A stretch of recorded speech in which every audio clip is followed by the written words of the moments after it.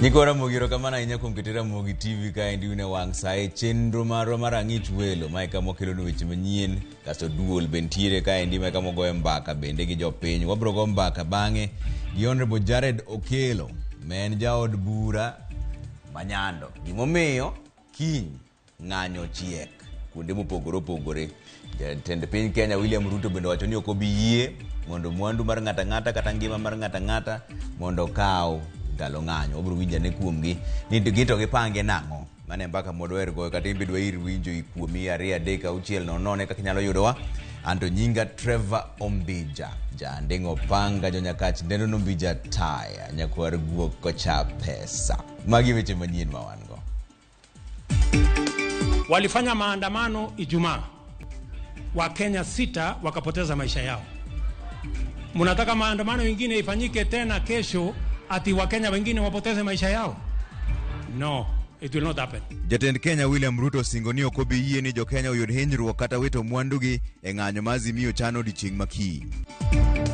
Platform is now up and running, and any Kenyan, wherever they are, you can just go to www.tumechoka.com and you will be able to access it. Kweth Azimio la Umoja chako chenro mar choko sei mag nyiso ni jo Kenya ok mor gi tend William Ruto. An kaka jatelo mar kweth mar Azimio od bura. Ang'eyo tija kenda benda ng'eyo no kanya tiyo tijni kenda. Nyaka tim mana ka achudra kod jowetena. To ok inyal bedo maonge pogruok e paro.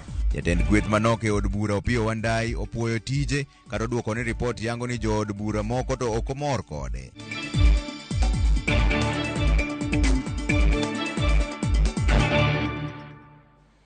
Ngorwako kendo nyikwa Ramogi jaloko marwa en Belinda Adhiambo. Chaka ni weche manyien kandi ni riwruok mar Azimio la Umoja oyawo yanga chenro mar choko sei mag jopiny kokalo yor mbui mondo miyo yangre ni jopiny ok mor kod telo mar Kenya Kwanza. Azimio wacho ni nyaka kawuono ji ma ok tin ne milion 1.2 ne osegoyo sei ka kwan sei duto magigeto chopo 10 milion 15. Kaka Chris Owino leronwa jodito mag Azimio bendo twak kod johera magi e chiro ma Kenyatta Market e boma ma Nairobi ka endi kendo jiwo gi mondo kik gilew ne ng'anyo ma Azimio pango kiny. Bang' yawo oyanga chenro mag choko sei mag jopiny mag koso yie kod jatend piny William Ruto, riwruok mar Azimio la Umoja otero chenro makamane ong'ala manyime odiochieng' ma kawuono.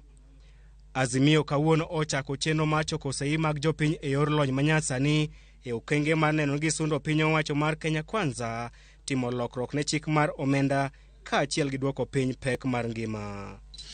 And as you can see, his details have already come up. That's Kibra constituency. E chenro no, jopiny nyalo keto sei margi e yor mbui kokalo kuom www.tumechoka.com kanyaka sani ji maromo milion 1.2 oseketo sei margi. This is part of the campaign of resistance, the civil disobedience and citizens' actions that we have decided to pursue to force Ruto and his regime to respect and listen to the people. Ogai mar Azimio Raila Odinga onyiso geno mare ni gidhi yudo sei maromo milion 15 kendo kwayo johera mage mondo ket sei magi. The digital platform we have unveiled today will therefore run alongside manual or physical signature collection. And we urge Kenyans to feel free to choose between digital and manual platforms, whichever they are comfortable with. Eduoko mare ne jotelo mag Kenya Kwanza mosebedo ka nyiero chenro mar choko sei mag jopiny, Raila onyiso gin katiba yango ni jopiny ema nigi teko mathoth e weche mapacho kae. We don't expect them to understand. They don't understand the people's power as at now, but with the time, they will do. But they need to understand, we will not take it to the Kenya Kwanza IBC of their compromised parliament. Raila bende oseyo jod bura kuom weyo jopiny kendo tiyo kod piny owacho mar Kenya Kwanza e podho chike madhi hinyo jopiny ka okwayo jopiny mondo chung' malo mar rito ratiro margi. Both the legislature and the executive have ganged up against the people, and the people have been left on their own. In return, the people have decided, rightly, to gang up against the executive and the legislature. The people have decided to invoke Article 1 of the Constitution. Jodito mag Azimio osingo mar dhi nyime kod ng'anyo maonge mbeko tol kata odoko ni piny owacho mar Kenya Kwanza temo bwogogi kod obila. We want to remind the armed people, the police, that what we are doing is for you as well. We know you are hurting in your pockets, just like all Kenyans. No amount of shooting, tear gas, or even assassination will stop the march of history in this country. Jotelogo odhi nyaka e chiro ma Kenyatta Market kendo kwayo johera magi mondo oko odiochieng' makiny e ng'anyo mar kwedo loch mar Kenya Kwanza. Lazima tuungane tuwe kitu kimoja bila hata kujali wewe kama ni Azimio ama ni KK. Kila mtu anaumia, sio? Na tunaambia hata polisi wetu wao wenyewe wanaumia. Kwa hivyo asije wanatupa tear gas ovyo ovyo. Sitima iko juu, maji iko juu, kila kitu iko juu. Karo ya shule ni hiyo. Tukawaambia msiongeze ingine. Ruto hakusikia. Anasema yeye ndiye anajua. Sasa tumemwambia wewe utajua hujui. Riwruok mar Azimio ochung' kar tiendgi ni ng'anyo margi ma odiochieng' makiny biro dhi nyime maonge dok chien kendo kwayo johera magi mondo oko kar romgi mar chopo e ng'anyo makamano. Mabiro kata doko jatend migawo mar arita kwe Profesa Kithure Kindiki ne ogolo siem ne Azimio e chenro mar bago ng'anyo e pacho kae. Chris Owino, Ramogi TV, Nairobi. Kata kamano jatend piny Kenya William Ruto singo ne oganda jo Kenya ni piny owacho mare dhi timo duto manyalore mar neno ni piny Kenya obedo gi kwe odiochieng' makiny ma kweth mar Azimio la Umoja One Kenya Alliance ochano bago ng'anyo e pacho kae ndio. Ruto ne wuoyo kinde manotimo limbe gwenge mar Ruai e kaunti ma Nairobi kama nokwayo kweth mar Azimio mondo chom doho ponono ni gin kod ywak mora mora kar bago ng'anyo e pacho kae ndio. Lydia Okeyo nigi ler mar wachni. Elimbe mare kar dak mar Ruai County ma Nairobi, jatend piny Kenya William Ruto oseo kweth mar Azimio la Umoja One Kenya Alliance kuom bago ng'anyo pacho ka, ng'anyo mowacho ni osekelo lal mar ngima kod kethruok mag mwandu. Walifanya maandamano Ijumaa, wa Kenya 6 wakapoteza maisha yao. Munataka maandamano mengine ifanyike tena kesho ati wa Kenya wengine wapoteze maisha yao? No, it will not happen. Hiyo tuwachane naye, please. Tulimaliza mambo ya uchaguzi, si ndio? Kwani walikuwa wageni, si walikuwa Kenya hii wakati tulikuwa tunaendesha uchaguzi? Si uchaguzi iliisha? Kama wanataka uchaguzi ngine wangoje, kuna timetable ya uchaguzi. Ruto singo ni piny owacho biro neno ni kuo bede thurka e kinde ng'anyo michan bagi gi kweth mar Azimio la Umoja One Kenya Alliance chieng' tich adek. Hawa majamaa tukutane na hawa, kama wanataka waende kotini tutang'ang'ana nao huko, lakini kuharibu mali ya wananchi na kuharibu maisha na kupoteza maisha ya wananchi, that's a no-go zone. Sijui kama tumekubaliana jameni. Bende owacho ni okobie tiko drawere bago ng'anyo thurka kendo bayo kite to kar mano en kod chenro makare maloso thuolo mag tije ne rawere pacho ka kokalo kuom chenro mar gero ute manengogi ogonyore. Hii mpango ya kubadilisha Kenya ndio inasumbua watu wengine sana. Hawa majamaa wa maandamano wamekasirika na mimi. Ati mimi nataka nichukue vijana wengi waende kazini, watakosa watu ya kufanya maandamano na kutupa mawe. Kwani kuna kijana amezaliwa Kenya hii kufanya maandamano na kutupa mawe? Ruto oseojo Kenya kod jotelo mapingo chik mar omenda mahigani makoro medo suru e pacho ka kowacho ni mano e yo kende manyalo bero go chumi ma pacho ka. You cannot sabotage the employment of 1 million Kenyans because of selfish political interests. Na mimi siwezi kubali kwamba tuko na nchi ambayo watu wachache wanazuia ndio watu wengi wasifaidike. Owacho ni piny owacho siketo chenro mar neno ni oganda jo Kenya duto yudo boke mag lo midendo ni title deed ka chenro no biro chakore gi county ma Nairobi. County yetu ya Nairobi ambayo ni city ya Kenya Ni ajabu kwamba mahali ambapo pamepatiwa titles Nairobi mzima ni only 11%. We are digitizing all land records so that we can eliminate double titling, we can eliminate corruption, and we can make sure that every citizen have their right piece of land and they have the documents to prove ownership of their land. Osingo duoko piny pek mar ngima e pachoka kokalo kuom chenro mag bero yore mag pur makoro singo medo omenda kowacho ni ma eyo kende mar bero chumi ma pachoka. Bei ya unga sio kuweka sufuria kwa kichwa ati unatembea barabarani ati sufuria. Dawa yake ni kusaidia mkulima azalishe chakula.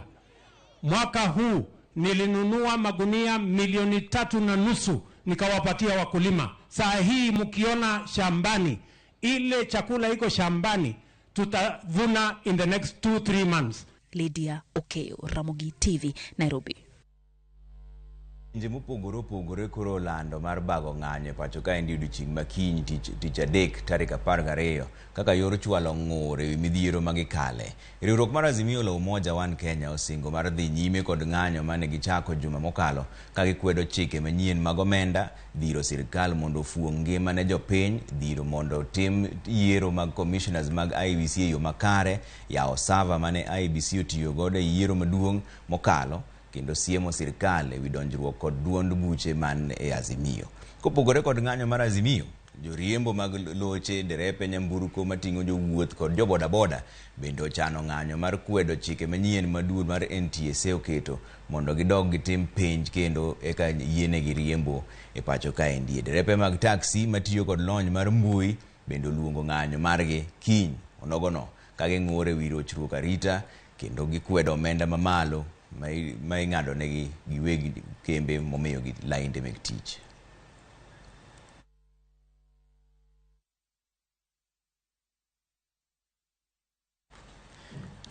Kodhi mbele gi weche manyien kanyo ni kwa ng'eyo ni NTSA to wacho ni wach mar chike mar ni mondo derepe ochako doge puonj manyien no kapok omigi license to chungi mondi.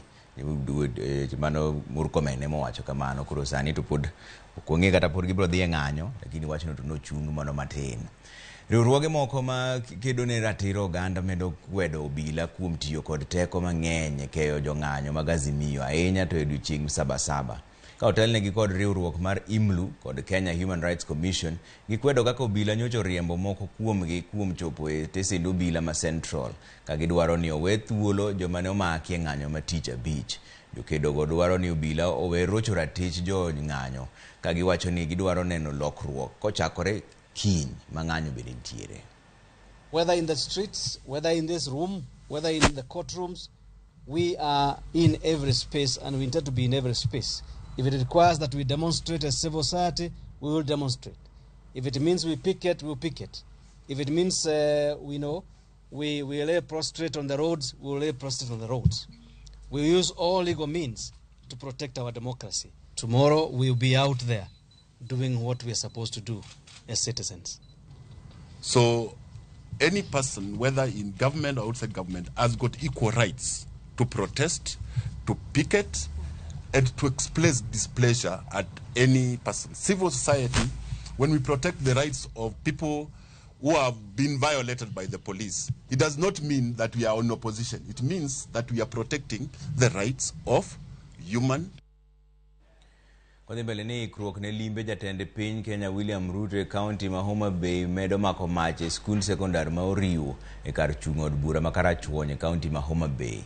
Hema mag welo kod jopiny medo chungi e skundno ka jomomiyo rak riore mondo giket gik moko duto kare motelo ne limbe jatend piny Kenya. Jatend piny Kenya William Ruto igeno ni dhi bedo wendo e nyasi mar rwako dala jagoro mongirore migawo mar arita men Raymond Omolo, nyasi madhi timore Ngeso tarik 15 dwe ma wantiere ni.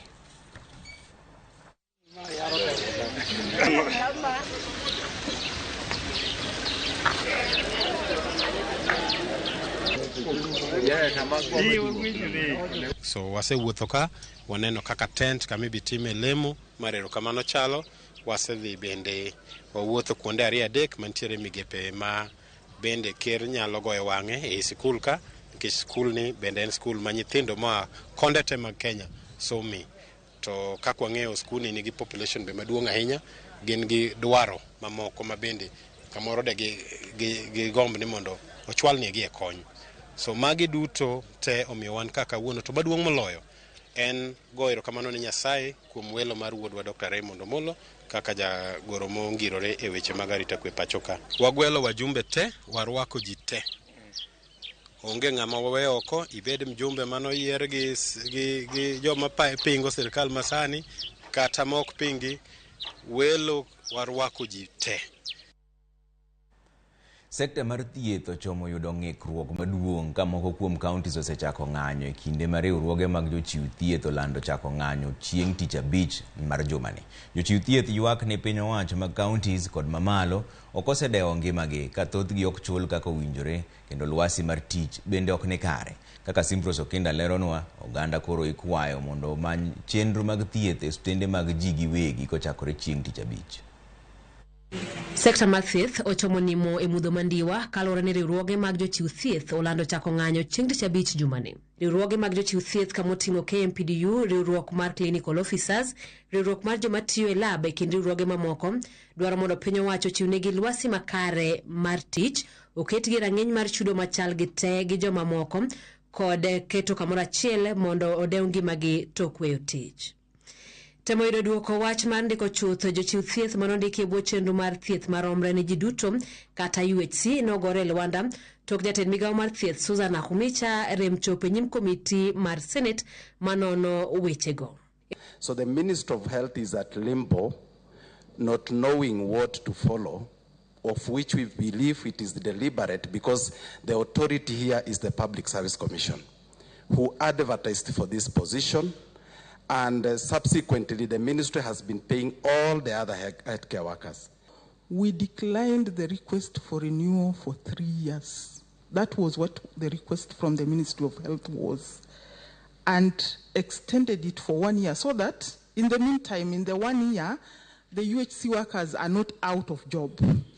They can still continue working under the same terms as they are working now, but to facilitate engagement between the county public service boards and the Ministry of Health. The employer has not even declared that they have a new job, that they would like to be advised on remuneration.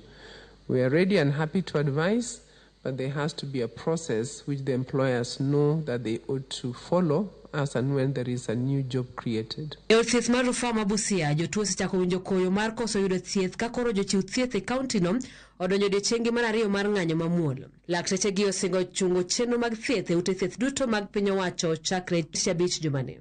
We have sought many opportunities to sit with him and solve issues which are ailing the health sector in this county, but as it seems, he has gone on strike and is not ready to meet us because we've done so many letters, we've made so many communication, we've sent representatives to go and talk to him so that we can have a meeting with him ever since he came into office, but he is nowhere to be seen.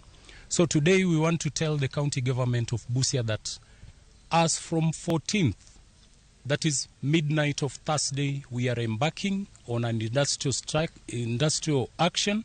Komachielo jochiw thieth e kaunti ma Machakos ogolo notice mandala biro ne tend kaunti no mondo winj ywakgi ka kamano to gibago ng'anyo. Today we are on day 6 of that countdown, and very soon, without a serious, meaningful engagement from the same county government that we have now engaged for over 1 year plus, without any tangible result, then it is unfortunate.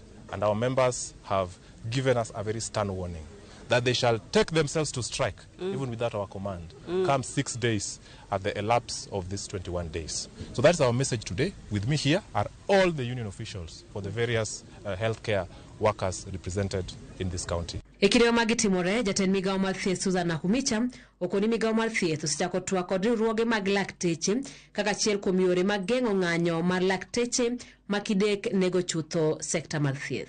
Simfros Okinda, Ramogi TV. Wadhi yue moro machuok e chenro mar duol kuoduogo to pod wan weche manyien mobro kelo iri kaso bro donje kidieny mar ariyo mobogo mbaka gi jaod bura manyando menondo Jared okelo wach mar ng'anyo ma obagi kiny dwari winjo pachi 2 3 6 nono tineno nang'o nyiswa nyingi kama inene Ramogi TV kidhi mabor ahinya.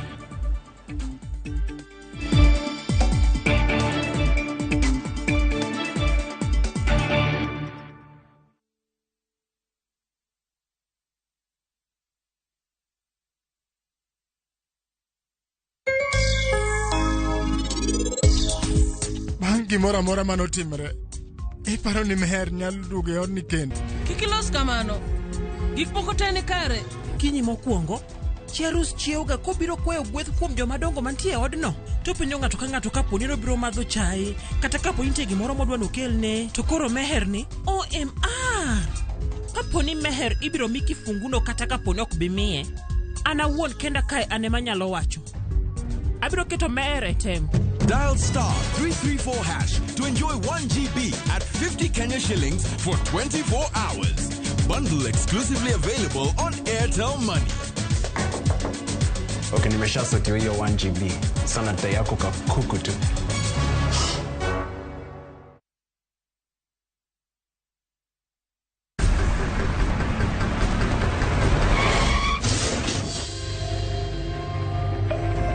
Pole sana madam. Usijali. Wacha wasiwasi. Jana ni nini mbaya? Unaangushaji customer bana. Kuendesha bike bana. Nimemwambia atulie. Atulie hajamumia. Niko na bima boda. Bima boda. Bima boda inaketa kila kitu. Aje sasa. Vitu zote za hosi ziko catered for. Chukua simu yako. Una dial *487#, choose insurance. Alafu na select hapo bima boda, fuata hizi instructions zote. Once you pay unapata that party sticker yako instant. Kain gi okumba mar boda boda mari, kata kama sira ojuki, wan kodi, kik baji goyi bang' masira. Yudo okumba mar bima boda ne boda boda ni kawuono e nengo moyweyo mar shillings 100 kende. Di *487*4# mondo mi yud bima boda.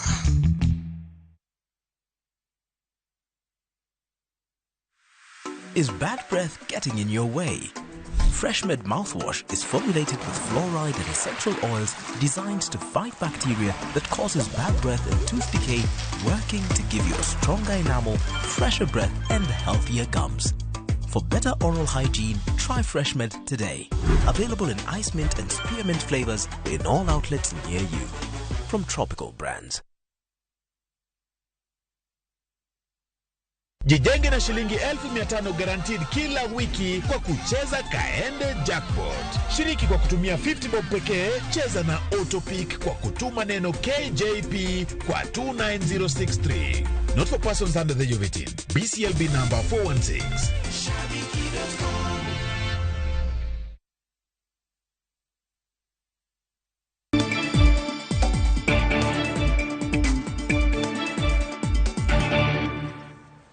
Erokamano kuom keto Ramogi TV ka wadhi mbele gi weche manyien. Ni komiti mar od bura mamalo dwaro ni duol mandiko jopuonje pacho kaendi men TSC mondo dew jopuonj mosebedo ka mako lemo mag puonj e yor kojolo.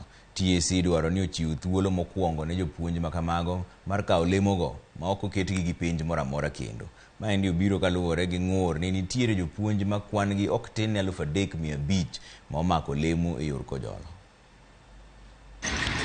Neni ywaruok e kind jokanyo mag duol mandiko jopuonji e pacho ka TSC kod komiti mar od bura mamalo marango chenro mag somo e pacho ka. Yangore ni nitie jopuonje ma ok tin 3500 ma osebedo ka mako lemo mamalo ma ok margi kuom kinde malach, moko kata ma oheyo higni 8. Komiti ni wuoro gima omiyo TSC ne olando thuologo manyien e kinde mane giseyango jopuonjego ni kod nyalo mar telo kuom higni buora magisebedo ka gimako thuologo e yor kojolo. If you did execute all your promotional vacancies, why are you still then having people on acting capacity? If a person has acted for more than 6 months, that means that person has some quality to run that school. There were those administrators who have been acting for more than 8 years, some 5 years, some 3 years. And you know, it is so absurd if TSC tells us that they've re-advertised some positions. And you wonder, out of about over 200 teachers, surely does it mean, Chair, there were no people who are qualified for these positions? Jatatije mar TSC Nancy Masharia oko ni ok gin gi adieri bed ni jopuonjego mamoko mako lemo mag jopuonj madongo kod jolupgi dwaro tijego koko ni kata gilando ok gior kwayo maggi. You have to advertise. Look at the vacancies that remain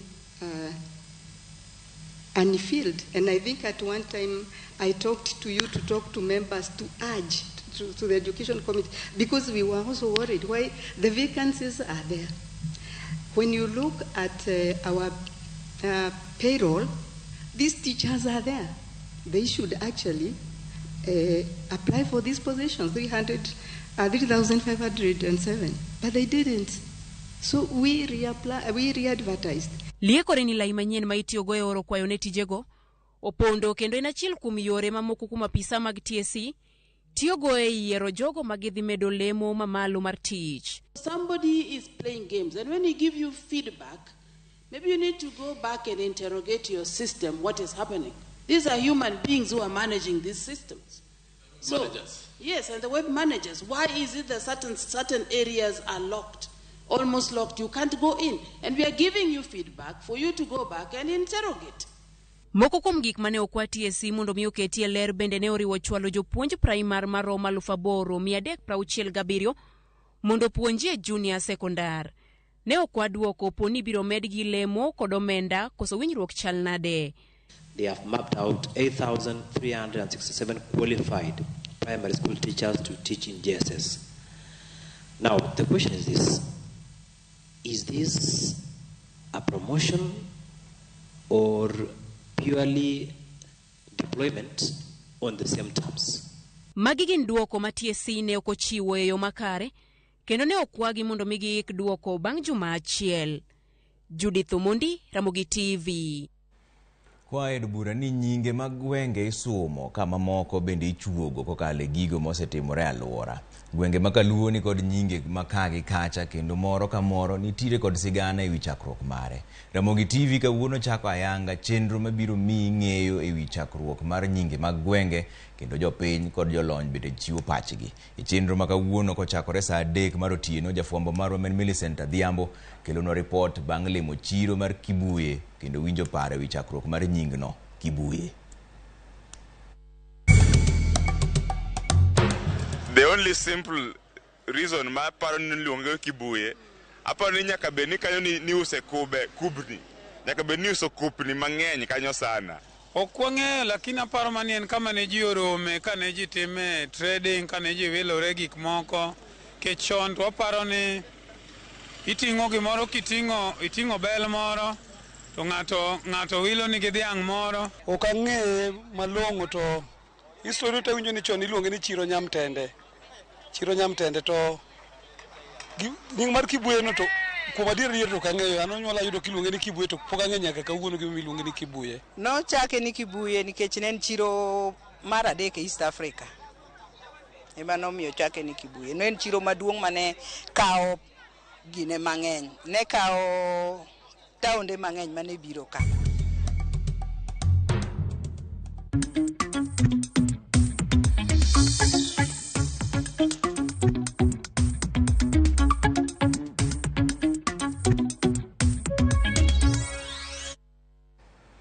Wadhiene mbele gi weche mag ohala kuro kamano. Joriemb boda e kaunti ma Mombasa koni kaluwore gi medruok mar nengo mauta e pacho ka endi koro chunogi mar medo nengo mar wuoth kod atamalo 20.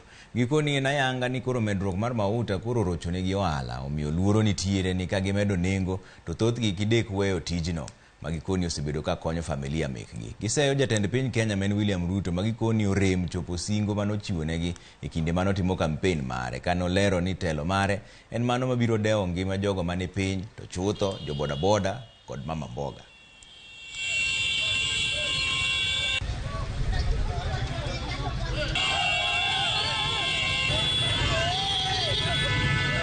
Ni kaka ngima oidho ochunowa bende koro nyaka wa mede ngima bende oidh matis kalure kod wuoth kod jowa mwating'o. Sani koro kama nyocha wating'o dhano sing 50 chunowa ni bondo koro waidhi bobed sling 70 kendo distance sani koro ken 4 km chunowa ni nyaka water nyaka sling 100. Timre kamano nikech piny oidho twariembo pikipiki to pikipiki nyaka bed kod petrol. Nyaka sani pod ok wang'eyo ang'o mano mean. What he meant by the term bottom up. Nikech sani koro okwang'eyo no chumi mano dhidho malo nikech sani wachandore. Jo boda king'iyo kata kae kaka wan kae kamae wachandore sana.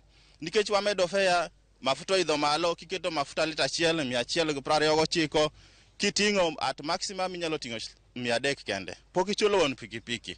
samoro ni pikipiki mar loan pok ichulo loan oromo be ni chulo 500 ama 400 per day. Koro wayudo ka gini en tich matek. Koro wakwayo rais President Ruto, ang'o mano mean by the term bottom up? Piny oidho dhano umia ma wakwayo government owinjie chuny jopiny mondo gipar gi feel the way ma dhano feel ok oyot kendo tek matek.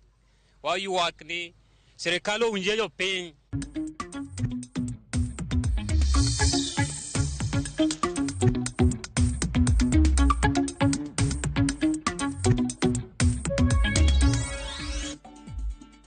Wachako dhi yuyo machuok kudugo to donjo gi weche mag tuke kasto donjo chenro mar duol. Aneno ka Honorable Jared Okelo men jaod bura manyando sechopo ka wadhi go mbaka yo mar ng'anyo to gi sei ma gichoko mar $15 ni biro konyo gang'o mage mbaka mobro goyo. Ura medamera uru pachi ka endi 2-6-0 na bro somo moko kuom gi aneno kose ur moko kuom gi to ger marach kene ngima de matek oko kanyo akpani mane umiyo tie moko danga som kata TV ka wanere bang daka matin.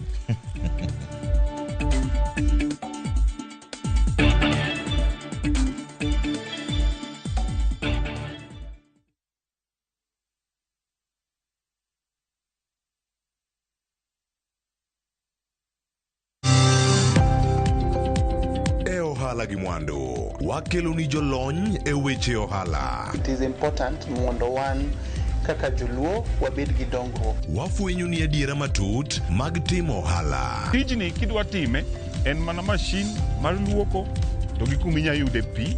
Wawuoyo e wi yore makare mag timo ohala. Kisechopo level mabedo brand ono bende gimoro amora mitimo en gima timogo makelo pesa. Wakonyi dongo ohandi ka wamiyi yore mag kano mwandu.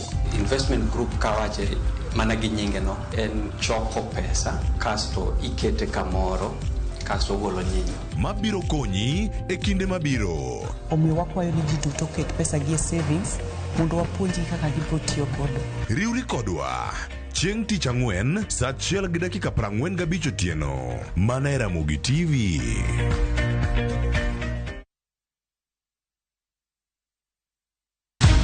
Many have been lured into jobs abroad, only to end up in perpetual suffering. I met this girl by the roadside. I wish you saw how this girl is desperate. Nimepata mteja mpya for my bureau. Meet Eunice, a naive village girl who is given an opportunity to go and work abroad by Madam K. Nenda Middle East. Ati? When did you even do the application? But is this really a golden opportunity, or will she be one among too many to be lured into the human trafficking syndicate by Madam K and Joe? The parents are caught in the middle. Will they listen to John's side of the story even as he is caught trying to save his girlfriend? We have to leave this place. Enjoy this unfolding story of Madam K only on viewsasa.com. Jijenge na shilingi 1500 guaranteed kila wiki kwa kucheza Kaende Jackpot. Shiriki kwa kutumia 50 bob pekee, cheza na Autopic kwa kutuma neno KJP kwa 29063. Not for persons under the age of 18. BCLB number 416.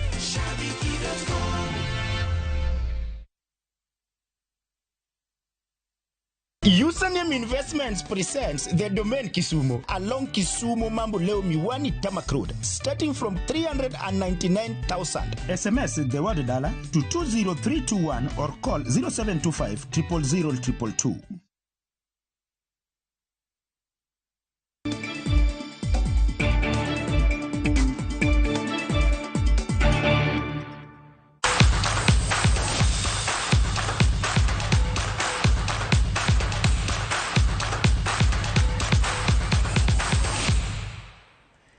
Wadonje ne weche mag tuke kapok wadonje chenro mar ariyo mar duol kama wadhi goyo mbaka gi jaod bura ma Nyando men Jared Okelo. Wachaka ni weche mag tuke kaendi ni ng'we mag Ndakaini half marathon oduoga Yanga bang' ka oyweyo nikech midhusi mar corona ka ikruok koro dhi nyime ne tuke go mabiro bagi tarik 16 dwe mar 9 higa ma wantiere ni. Maendi biro bedo higa mar 17 mag ng'weg mag ndalo duto ibago e kaunti ma Murang'a.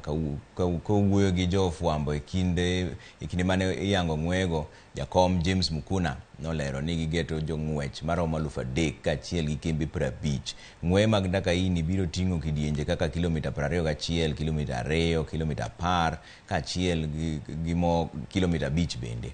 Ndikruok mar jotugo mosechakore, ka omenda mibiro choki be biro chwale yore mag rito alwora. It's a well-known race and a hard race. It's the hardest half marathon in the world. The second one is in Sweden because of the terrain. And we are happy this year. We are going to have a Ndakaini marathon held on September. Despite, because of the COVID epidemic, for 3 years we have not held the Ndakaini half marathon.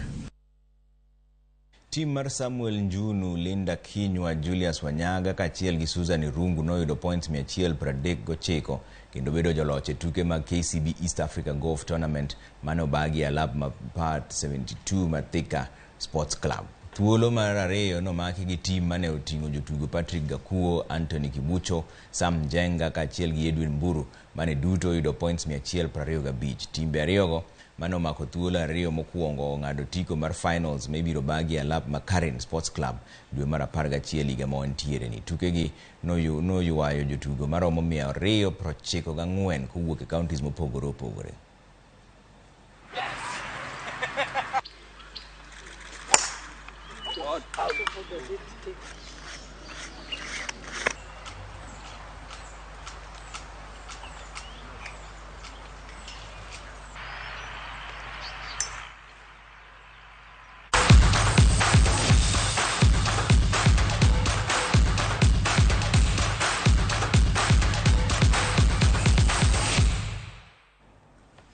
Haya, wadhi yuyo mar daka moko machuoko duogo to wadonje kidienyo marwa mar ariyo mar duol mwadhi go mbaka gi jaod bura manyando Benondo Bojare no kelo mondo winjare ni gipango nang'e wach ng'anyo ni. Aneno ka uro ote magu ka endie kamaro yuma kamano to koro Raila we ng'anyo dhi mbele makata odhi bedo jatend piny Kenya mar ji ariyo kende to bed mana kamano. Andan Odiero kan minyenya school Trevor no wino ka wuok aero kone Jared ni owek yiero yo momiyo wa god basari awuoro wabro pinja ne wach mar basari no kochopo kae ndientiere od kodwa kae. Ramogi an jamta wuoda wasi boda aneno ka indi kan boda Ramogi TV lero kamana ahinya. Esbon aneno Ramogi TV yo makare kan pany kumol ero kamana ahinya. Wacho ni ngima koro dhi matek, onego beni ji ochak ng'iyo kaka gikonyore gi wach mar chiemo. Martino Chieng Lago wuok Ruea Kisumu East gocho ni podo kete mana Ramogi TV ka kan gi mama gi men nyalego ero kamana ahinya. Medru mana oro ote uwe ariya deka 6:00 waduogo bang' daka moko matin mondo gone mbaka wach mar ng'anyo makiny timore no. Kik dhi mabor.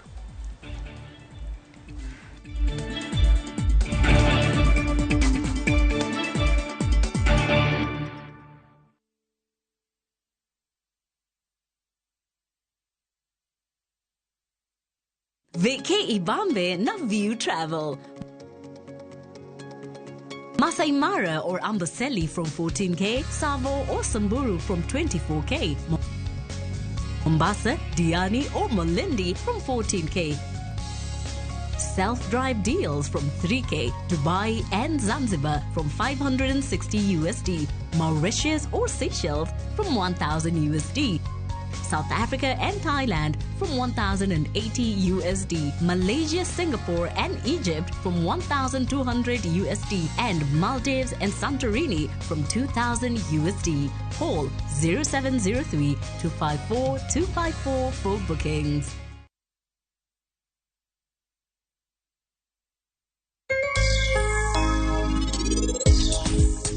Kinyi mokwongo Cherus chiewga kobiro kwayo gweth kuom jomadongo mantie odno to penjo ng'ato ka ng'ato kapo ni obiro madho chai kata kapo ni nitie gimoro modwa nokelne to koro meherni OMA.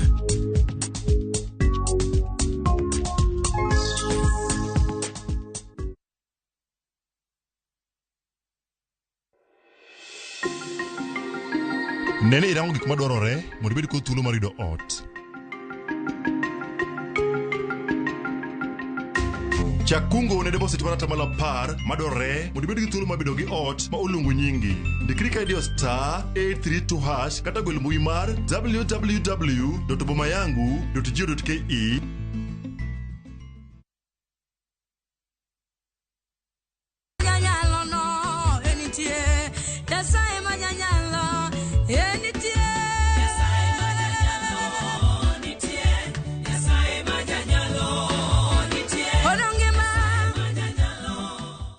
Adona kwai ni ajoera maruora imundi ketu wenda bare Nyasaye majanyalo nitie. Kidio *411*416#. Parnia Ramogi TV e od jowende duto.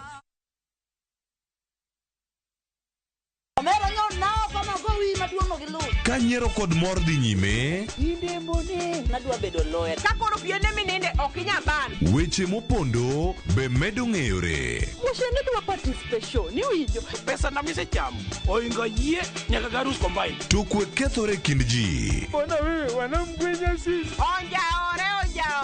Ma town to ng'ato ka ng'ato temo mana tony. Yani mtaani sani ji tema pek. Dinga Nyarko chia, tich abich ka tich abich, saa 1:45 otieno.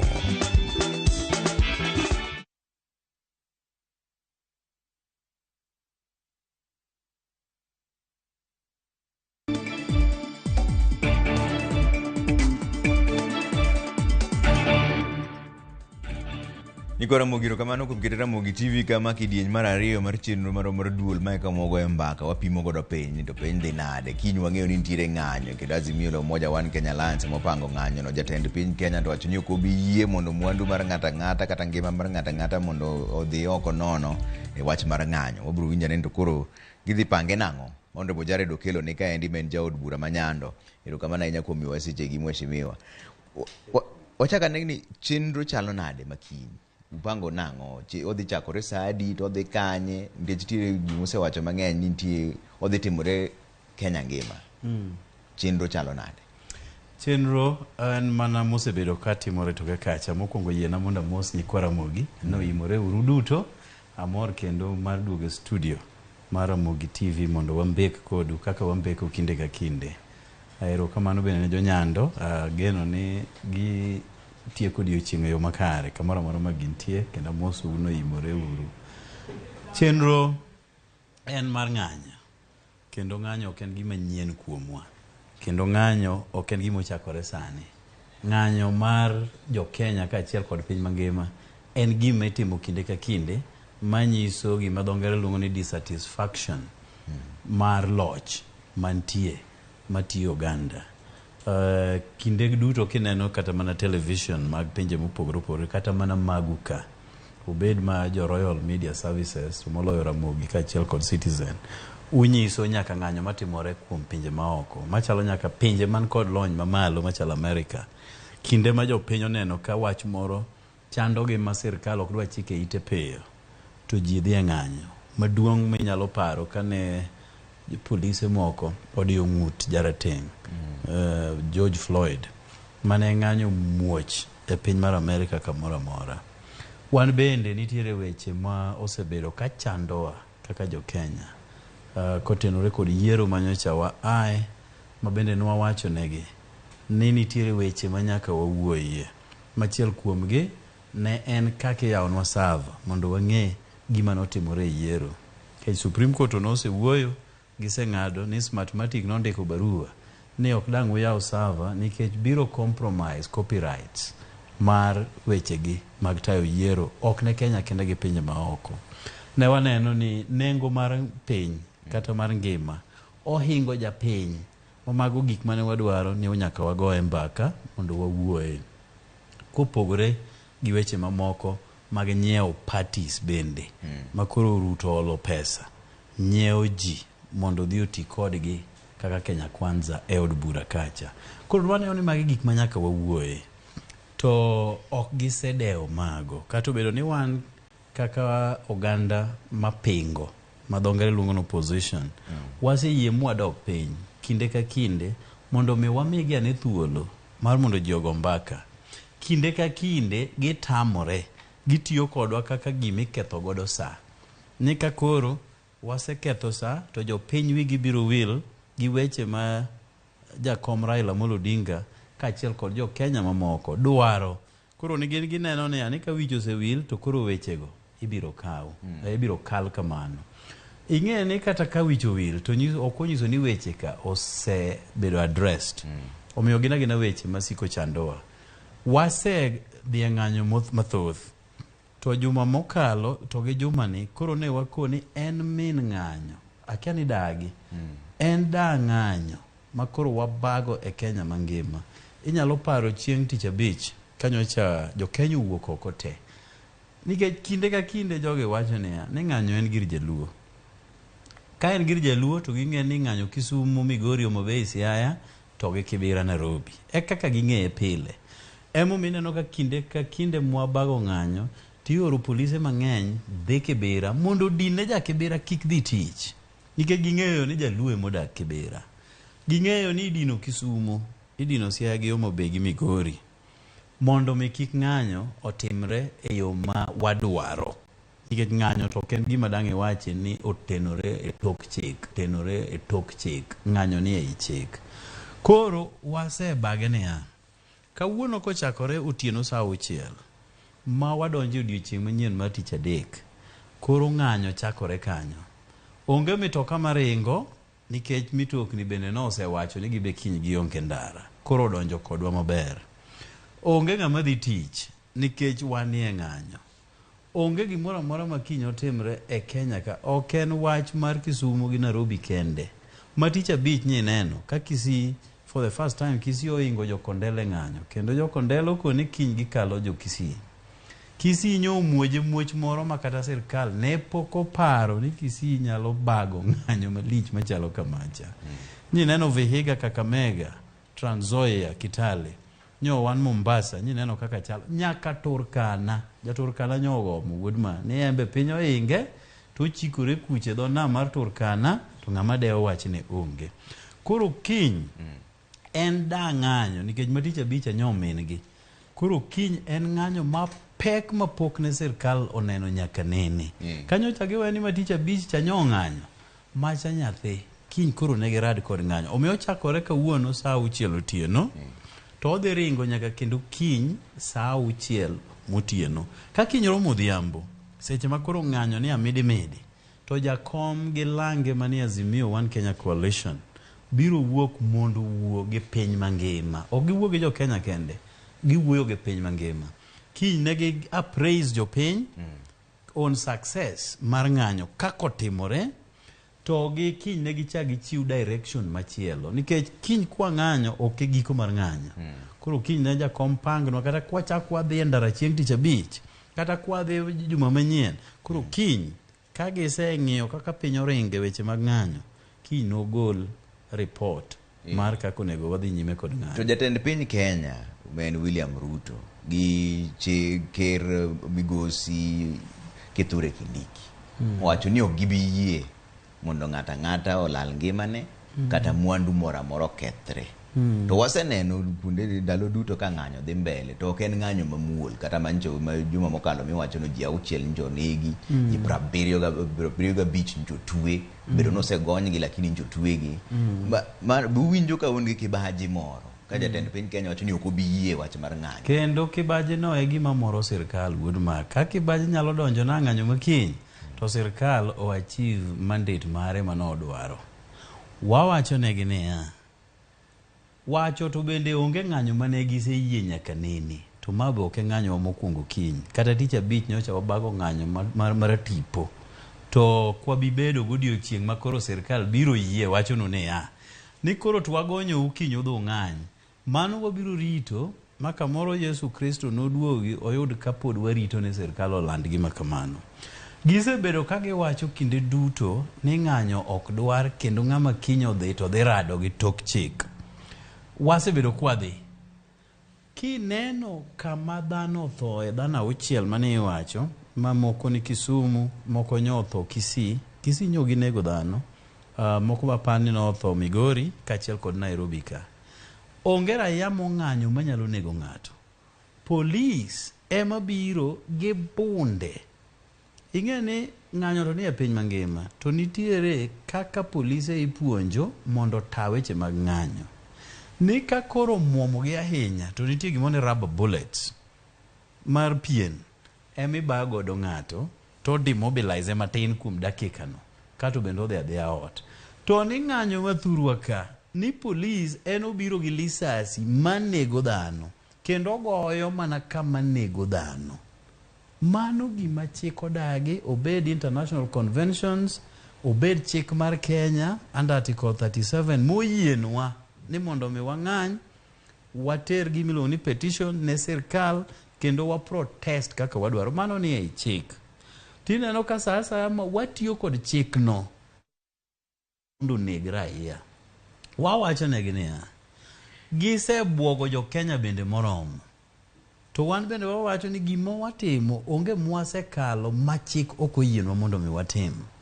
Jogi nyiso wa niya ni gin giikore mar nego raia. To wabe wakone sawa, ubiro nego wa duto, jomodong' matin ma en gin no winj maber. To bende ka ginego wa duto gidhi dong' ji matin. Cabinet cha nigi dhano 24 kende. Cabinet no 22. Of course nyo gimedo ji machalo busy bodies machalo Malala gini bende ni koro sani ni e cabinet wuoyo kacha. Koro gibiro nego jo Kenya te to gidhi dong' ji 24. Koro ji 24 madhi dong' gi gidhi chulo osuru magiritore godo kendgi. To gidhi loso ndeche magine magiringe dhano 24 ka gisenego jo Kenya te. Omiyo wach magibuogo wagodo ni kiny wananegi wang'o. Beti waneno ndi.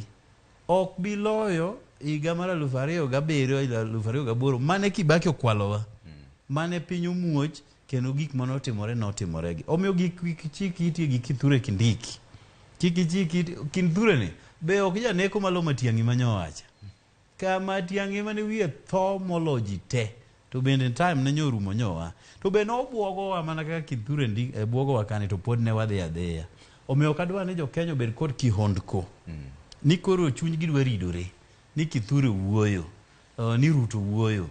Ruto ni ne waringo godo higa 2007 ong'eyo kaka watimo weche mag ng'anyo. Nwang'anyo kode. Nape marach no dhi ICC. No make. Nikech en na ibero dwa donje ka goge ahinya. Kama ne iwang'e nyithinde e kanisa maka ng'ato osediro nyathi oko to gin gichagi diro nyathi mondo dogo wang'o tho. Mano gima nosetere do mamalo men ICC. To koro sani un gi chenro moro amora mar ng'eyo ni ng'anyo ni dhi bedo mamuol. Nikech wasewinjo ka jatend Azimio wacho ni ji kik keth mwandu mar ng'ata ng'ata. To kata kamano pod timore atima. Ang'o muketo mondo mi ng'anyo maru bed mamuol? Mana mar nyiso ni ok umor gi gima timore. To kun gi shida gi Kenya mora mora meno dhi tije mapile. Onge odiochieng' kata achiel ma ja Kenya mane ng'anyo osedhi mondo hiny ng'ato kata oketh gir ng'ato ma okoa kuom polis ma provoke gi mondo mago timre. Kineno ka dhano wuok ng'anyo nyoro kuom ranyisi maber jakom nyowuok e ode kowuotho gi tiende makae to donje matatu mokele nyaka town. Kowuok e town to dhi ogo wuoche range nikech buru nyo make kowuok e ode. Koa kanyo to dhi obilo chai moro megawa moro e town. Koa kanyo bende nyo kia. To kara dhano rite oko ma street no te nyo tho gi dhano. City Hall way no nyo tho gi dhano rite mondo tiek metho obi olos go ganda. En mondi nyoko pango mano. Nyodwa manani obed kod experience ni to dhano winjo nade ei matatu gi tichulo pesa di. Mokwongo kuom mahuta manyo Ruto ng'ado omedo ni. Nyo wayudo ni kiwuok Ngong ibiro town juma mokalo no ne siling 100. Sani en 150. Tiende ni nus mar pesa mane ichulo jo chako mede mondo ya mi dogo ten siling 300. Mogo bendi ng'en nengo ne machalo kan. Koro nyodwa wana experience to dhano chalo nade. To dhano manyo rite town kata mana en nyobuoge nikech nyoko par. Macha nyo rally moko chan, macha nyo romo ma oko chan. Owuoyo gi dhano kendo mane nyim Supreme Court mane ogajo wacha. Mowuoyo kodgi e yo makare makae to dhano odhi adhiya odok e miechgi. Ma onge kata ng'ata achiel mobaro ni dwa dhi ketho gir ng'ato kata dwa dhi hinyo ng'ato. Omiyo kineno sa asaya ma wanie ng'anyo to gimoro timore ma ok ni kare. Polise gi ema timo gigo. Iwacho ni nyogi mako dhano 73. Imako gi negi timang'o. Nikech kanyo jakom oseromo kodwa ka Mukunji. To koni kara koro wadhi e town bende wawuothe mondo ng'anyo mane dhi mbele ka Mukunji ni jo town bende oyude dos margi moromo. Ogitamo jo raia ok ochopo kacha. Kato gimako dhano 73 gitero Central Police Station. Kama bende gigo tear gas. Former Chief Justice ing'eni jogi ok gidewo ng'ato kata ne in gofis machalo nade.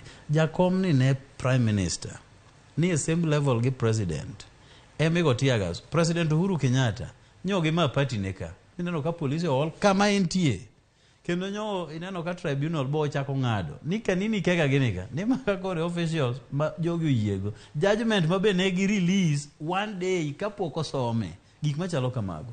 Koro kineno mbachni kobet e yo mora mora mar ng'anyowani to polisi mokele to wawacho na gini tij police emomiyo ne wap change chon iluongo ni police force. Sani chik manyien uluongo ni police service. Onego gichiw service ok en force migoye ng'ato. Ng'ama dwa dhi e force wadwari Somalia kacha lwenyo moko Sudan omuoch wadwari Congo kocha mondo emi dhi e force nino iter kucho wan waonge problem ka wan watera mos. Chik wacho ni police kose migi notice kaka wasechiwo notice moromo.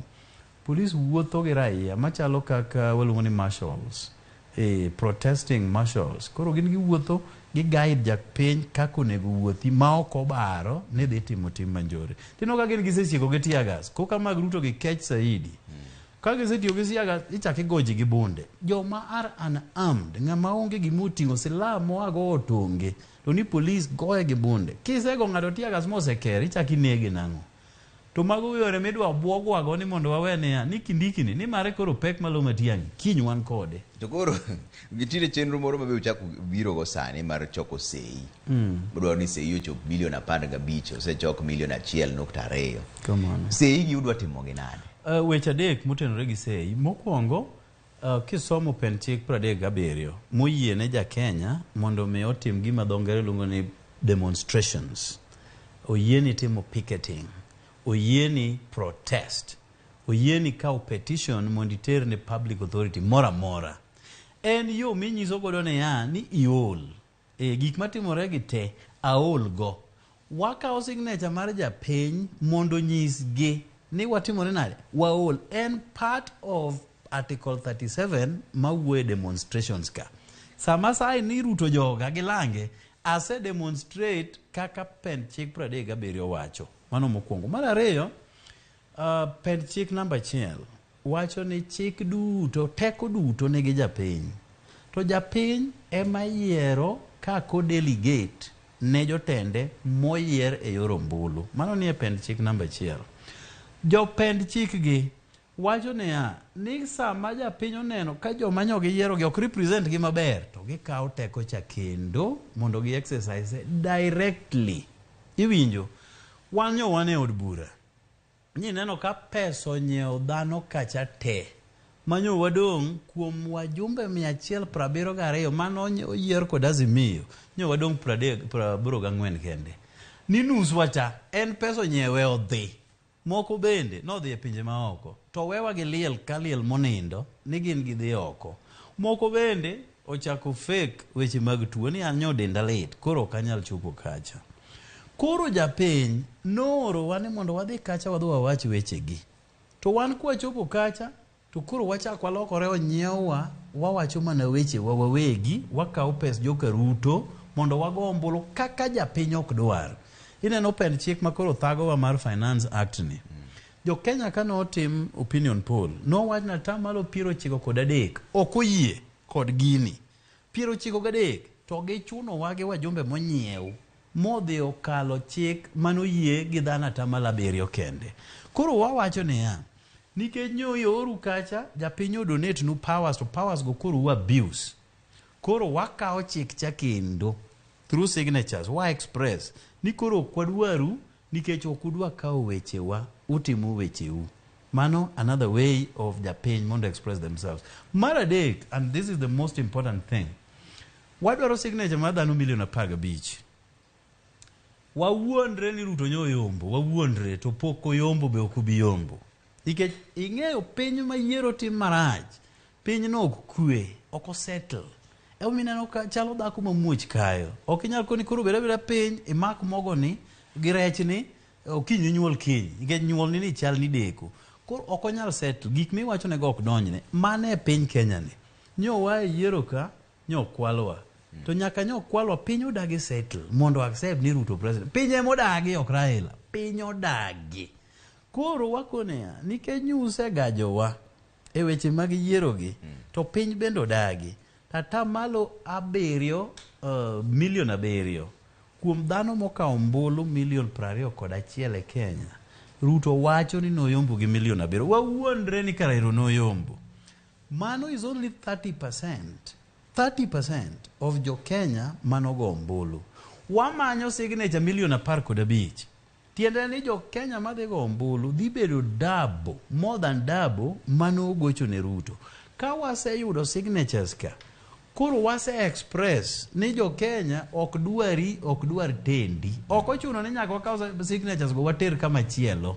Ena ni koro jo piny oseng'eyo ni ng'ani kata ka en e ofisi ni to jo piny manoyiere. Mo wacho ni noyiere ka ojokode. Mogik kabisa. Onge gima mono wakaw signature wa milion 15 gi water United Nations. Mondo wawach ne ya wan jo milion 15 gi. Kaachiel gi nyithindewa mane ok nyal sign nikech chikgi pod tin. To gi wedewa moko ma kamoro ne bugiche moko chopo negi.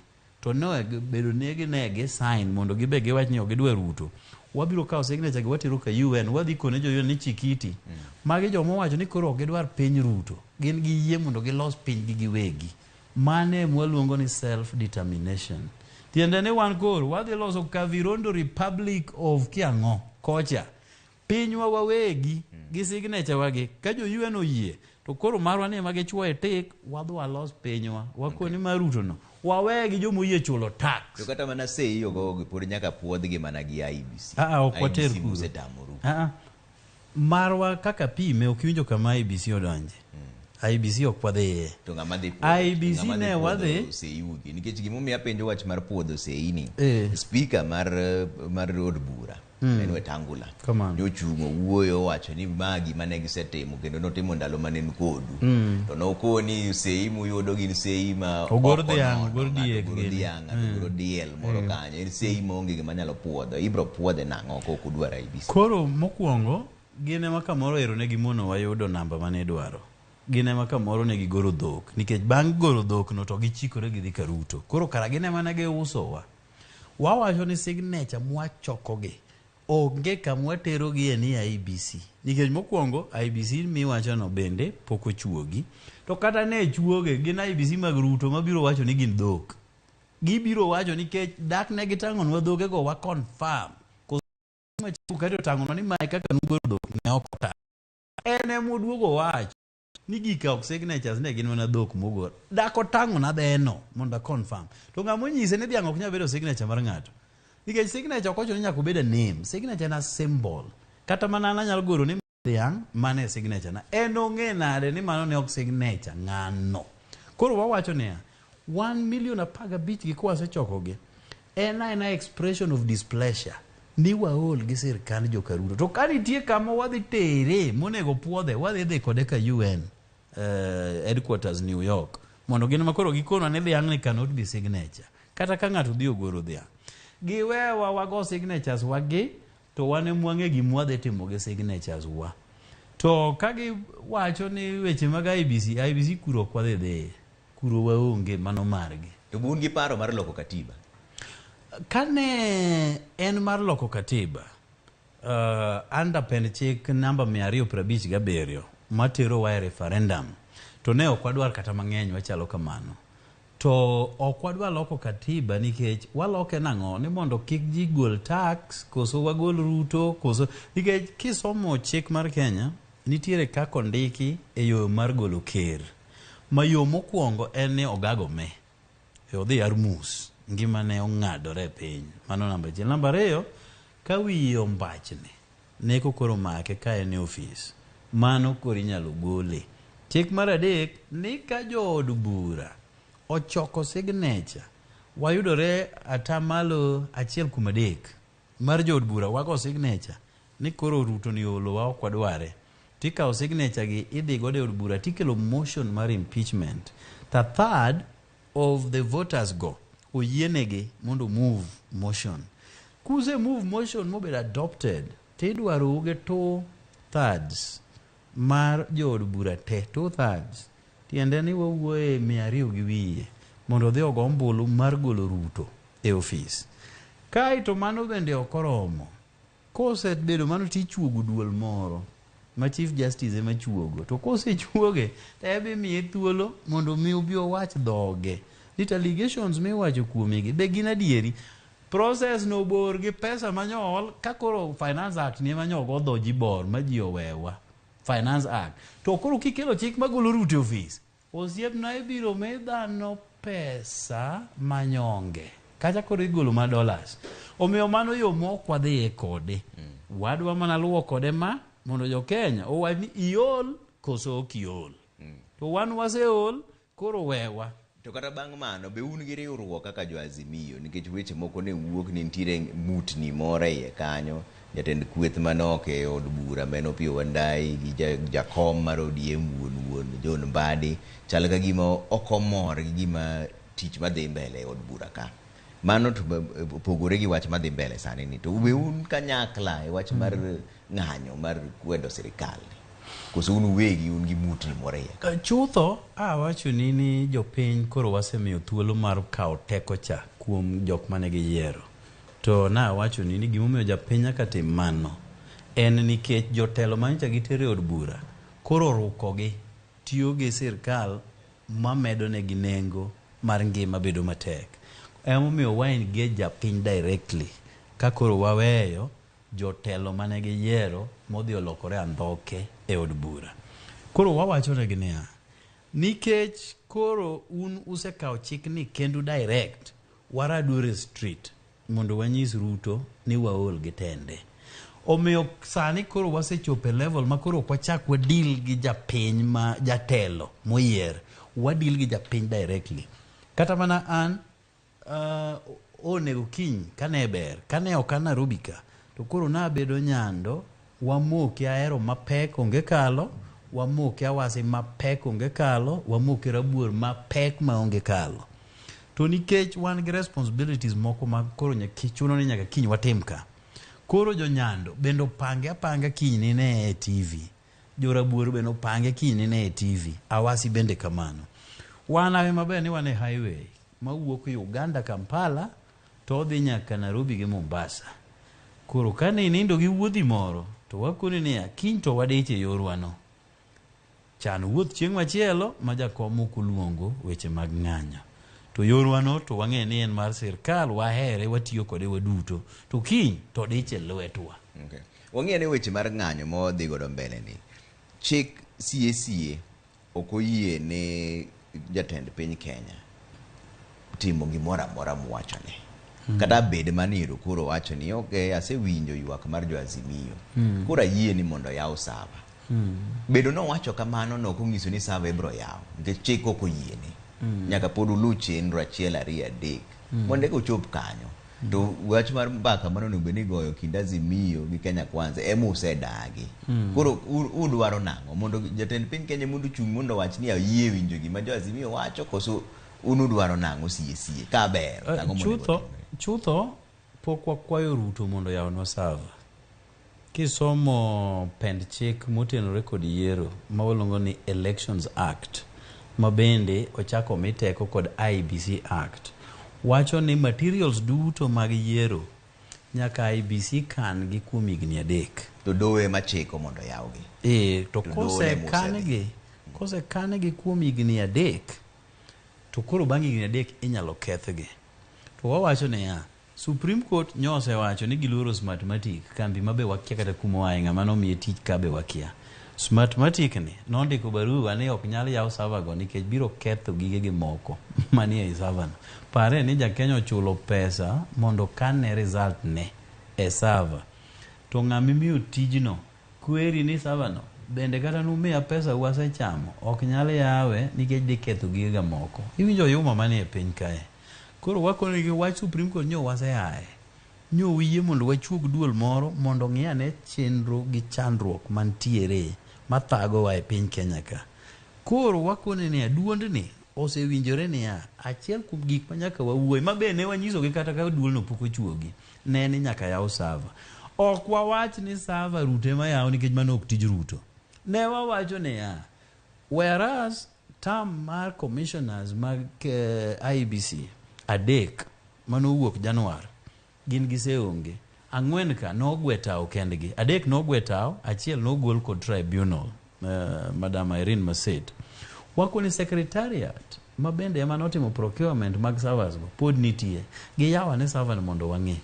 To Ruto ema duokowa. An onge ng'ama osewuoyo gi Ruto mondo yaw server. Ene mokone ni yiero noserumo, server mane nitiere nosegolo result e polling station okelo nyaka Nairobi, mabe Supreme Court nosetieko. Ng'ama ne wuoyo gi Ruto wawacho ni in okiti IEBC. IEBC en jathek mang'iyo kaka go ombulu, to results go okano en go. Yawa ne gigo wang'i kani yomba dier Ruto to piny biro mana dhi mbele.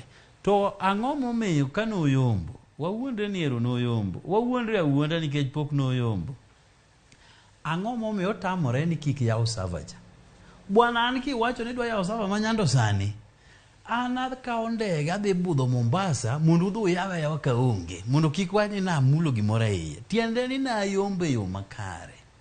Ka Ruto ni no yombo yo makare kako dwa na ng'e. Dako yie yawa yaw gicha wood mama. Mondo mi wa confirm omera kara Woodlang ni yombo wa koro tiwa. Ang'o momiyo tamore? Tiende ni ne ok oyombo, gima ni e server ja opogore. Ting'eyo ni wabe ok wawuoya. Wawacho ni ne ntiere wan gi ja oporo. No ni whistle blower. Mano obiro nwa mose toko dag gicha, dage. Mokelo nwa mwang'eyo kod kara ng'ane nwa yombo mana gi milion 3. Ruto ne nigi milion 5 gi dire. Jakom ne nigi milion 8 gi dire. Koro wakone ma wan ga dak ni mabe ne watang'o ok ni en gima ne wapando, ne wamiyo nyaka un jofwambo gi keyo muke. To wakone marwa ni to mondo mi utamru uyie ni marwa ni be genuine ya ne marucha mondo wakonro nikech gino ai dak achiel. To Ruto ema koni gino ok yaw Woodman ni yiero no serum orumo tije di kara ko rumo dak piny settle Woodman. Mheshimiwa Fred Kikuno wa Migori wacho ni mbija penji na Jared Okelo ni kagolo deputy governor ma Siaya ema notamogi kata ka giweyo finance bill be gidhi nyalo mae. Owe nywando weche ineno weche Siaya gin weche milose Senate to ema nasewacho ni ng'ata moyier koro waonge go gadiera. Ka jo Siaya duto kopogore gi MC achiel nogo ombulu no duolo to wach no okel e Senate ka kama jotelo mana wacho ni moyier mathagowane. To jo Kenya Kwanza wacho ni no duolo onge kuma dhiye. Jo Kenya Kwanza manogo ombulu. Wan jo 16 no wacho no duol kaka ne jo Siaya osewuoyo is final. To jo Kenya Kwanza makiano duol ni obedo ja Kenya Kwanza karang'o. Emo wacho nikech ging'eny. Gikoni kuma duol dhiye onge wan wagocho ne mondo dhi nyime gi tich. Ka gima ne en deputy governor Manandi kata en deputy governor ma Kericho. Koro wawe nywando wechegi. Aya Fred Woduriri wacho ni duol we penja ni duol ni ang'o momiyo sama wang'anyo to waketho gige wan wawegi kaluo. Poka winjo kama jaluo ketho gir jaluo wadgi. To kapo ni Fred no jang'anyo ga to ketho gire tadwa no we utino makawuono mondo wawuotha wawacho cha pachwa e yo makare ma ok waketho gir ng'ato. To be na wacho ni an poka neno kama japiny mane ng'anyo ketho gir ng'ato. Police ema donjore to hinyogi to lawgi to in the process ma ji lawo jicha ng'ato nyalo nyono nyanjo wadgi, ng'ato nyalo gore kuom ng'ato nikech koro ji ringo to tear gas bendo osaso wang' ji ok nen malong'o. To mowuok ka ni dwa dhi timo anjao ne ng'ama ne loko wande mano to pok aneno, mano police ema timo. To ng'anyo ni datimore nyaka karang'o kapod ang'iyo weche moko miyoro kaendi? Nyaka chieng' ngima bede mandham. Ang'o mobro chopo mondo ung'eni koro ngima to koro ber? Ang'o manyalo chungo ng'anyo nikech ji wacho ni koro sani useluongo ng'anyo di ng'enyo ma ok mokuongo. Ang'o mabro miyo koro wacho ni okay sani koro ng'anyo ni waweyo nikech nyo chuog duol moro maput mugoye mbaka wuok uchako udwaro chug machielo koso ang'o ma biro miyo koro ng'anyo rumo? Ing'eyo ni wan gi approaches mang'eny. Mokwongo wan gi ng'anyo kod doho mwaluongo ni court. Court kanyocho oter wach cha mbele gi to wacho ni ya ni gini bedo suspended mondi weche mag Finance Act momiyo ngima tweta ne wakete bathe mondi nyaka chieng' yal gini marum. Ruto en kar mondo mi ochik ite ne gima doho wacho nikech ka doho no wacho no yombo machalo ne bero pamo mutiyo to ka koro the same doho konene ya ni chike manyolos gi richo wawegi ane mondo kik gitim mondo tienegi machon Finance Act ma 2022 mondi kapod wayalo ma en osedhi omedo mafuta sani ngima tweta e Kenya mangima omedo king'iyo portal mar KRA ne joma chulo osuru osetero gika malo te to doho kone ni gini kik timre mondi koro wan gi doho ka mosekwere no we gino mondi en dagi ni en choko pesa en dhi mbele koro watim nang'o yawa ng'ani ok winj doho wan bende waringo kode street ka be ok odwa winjo koro we doho dhi mbele to wabe waring kode nyaka karang'o nyaka chieng' owinj wach nyaka chieng' owinj wach nikech ka ok watimo ma to karo dhi timo madongo moloyo ka koro kiny ogolo VAT nikech gima muone koro onge nikech an gi numbers e od bura ka koro ogolo VAT 16% mar fuel ni otere 24 ng'ama dhi tame nyiso ni gima dhi chungo ng'anyo to pok uyiero kata gima dhi chungo ng'anyo en ka Ruto ochung' nyaka karang'o ma dhi timore gima wawacho en ya wabiro ng'anyo kode nyaka chieng' owinj wach ok wan e Kenya ka kosi ni idwa wuok Woodman in gi ndege iwuok we wabed dala ka wang'any ka chieng' gini oseloso gima ber to jo Kenya te no winj maber ing'eyo nyithindo mang'eny ok nyal dhi skul sani nikech fees momedi nitiere jonyuol ma cannot afford a meal ok onyal kata chiemo in one day a good example nyocha adhi kama ne gi launch e weche mag chiemo mag nyithindo Nairobi nitie nyithindo ma lunch mimiye michele goganda ne ochamo bathe moro matin to kano moke bag to kipenye ndo ma mikano ni manade nadhi wadhi chamo ot nikech ot ne awe karach mane kama ngima oseketowa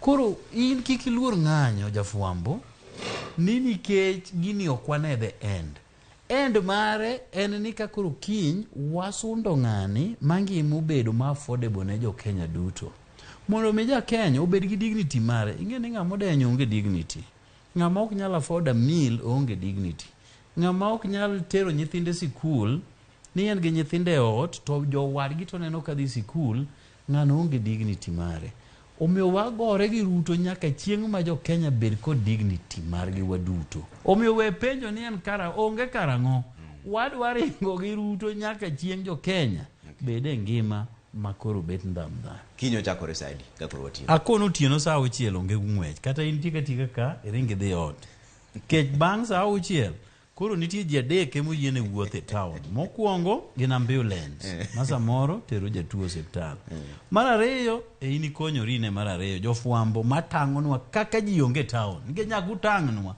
un oyienu in koro inyalo ringo tok saa 6 to gi mar adek en Raila Amolo Odinga en monyalo wuotho kakodwaro iwinjo kendo wakowe koro joma kowego mago collateral beneficiaries iwinja koro ka in e adek go to koro iwuothi to bang' saa 6 koro waloro wadwa ni kiny en ng'anyo koro mamuol mondo sirkal ong'e ni gisediyowa bende moromo tiwinjo piny oger gi ngoche kingoro to onge gima inyalo loso e piny ka kata in makoro idwa dhi yombo nyakachni nikech aduma dhi e governor kendo nyalo yombo to in koro idhi nyaka gi chir makende we luor nikech onge ng'ato kacha taya gibed MP bi odbura wati pod aracha mana toke mpaka mosego dio watu sani pudwon mana jofuambo jokama mane kama dongo we mheshimiwa Jared Okello ero kama na eja kubiro we miyo wasechegi apenyi sausero jakore kin sause mana rumo jaduong bwana nung'ada ga ero kama na eja so kwanza kawuono medi nyaka saya adie wadoni to sauti mapoka wuoyo to koka donjo gani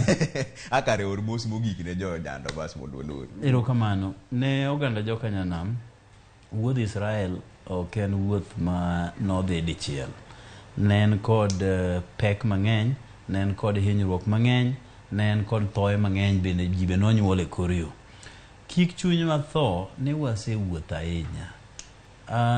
Wang'eyo bende ni ok wagore gi jo Kenya ka kende, to gik mosetimorenwagi nyaka e pinje maoko. Omiyo adwaro ni kik chuny watho, wagore agoya, Nyasaye ong'eyo kuma nogowe kodwa.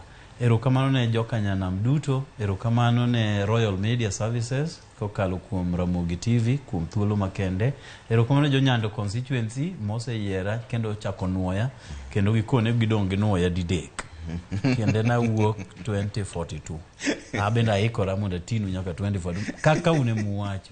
Kendo Nyasacho madgwedh na ukinde ka kinde unindo maber.